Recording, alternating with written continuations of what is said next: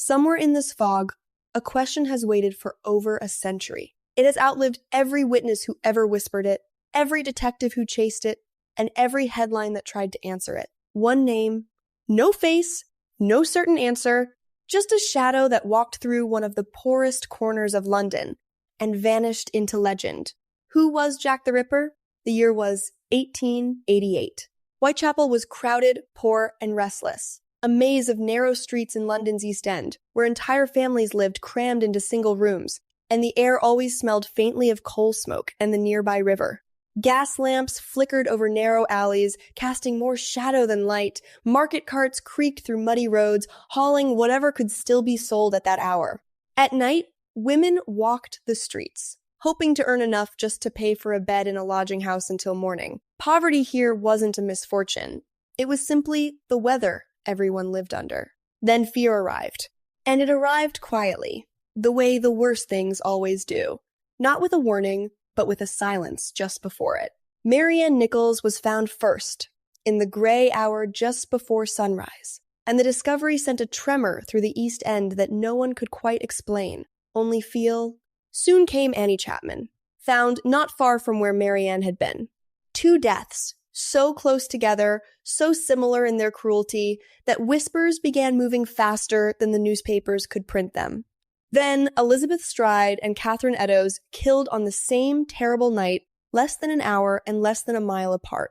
The papers would call it the double event, and the name alone was enough to keep half of London awake.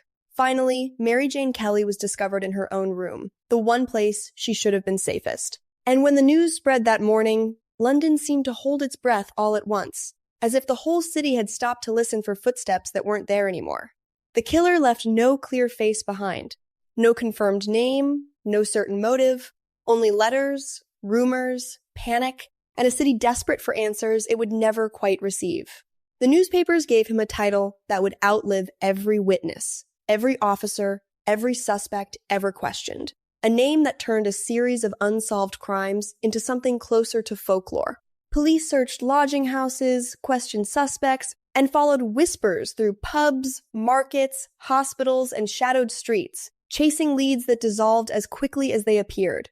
Some believed the killer was a butcher, someone with the skill and steady hand the crimes seemed to require. Others suspected a doctor, a sailor passing through on a ship's schedule, a madman hiding behind an ordinary face, or someone who simply knew how to vanish easily into the crowd the moment the crowd started looking. But every theory, every lead, every promising name led into fog, as if the city itself was protecting its darkest secret. Witnesses described strangers glimpsed for only a second, a coat, a hat, a hurried walk, but no description ever solved the case. Memory, it turned out, was as foggy as the streets themselves. Letters arrived at newspaper offices and police stations alike, claiming to be from the murderer himself, taunting, boastful, sometimes almost gleeful. Yet they only deepened the mystery instead of solving it. Were they confessions from the killer's own hand? Cruel jokes from strangers enjoying the panic? Or newspaper tricks designed to sell just one more edition? To this day, no one can say for certain which, if any, were real. As suddenly as the killings began, they seemed to stop, with no arrest, no confession, no final answer to close the case. Whitechapel kept moving, because it had to. The lamps kept burning, the carts kept creaking through the mud, and life folded itself back around the fear, the way it always does, eventually. But the name remained long after the fear had faded into something almost like memory, almost like myth. Jack the Ripper became more than a killer. He became a shadow in history, a blank face carved into London's darkest legend, one that generations later would still be trying to fill in. More than a century later, the mystery still waits in the fog, patient in the way only unanswered questions can be. Who was he? Where did he go? Did he die, unnoticed and unremarkable, escape entirely? Or disappear into an ordinary life, a neighbor, a shopkeeper, a face passed on the street 1,000 times without a second glance? Nobody knows.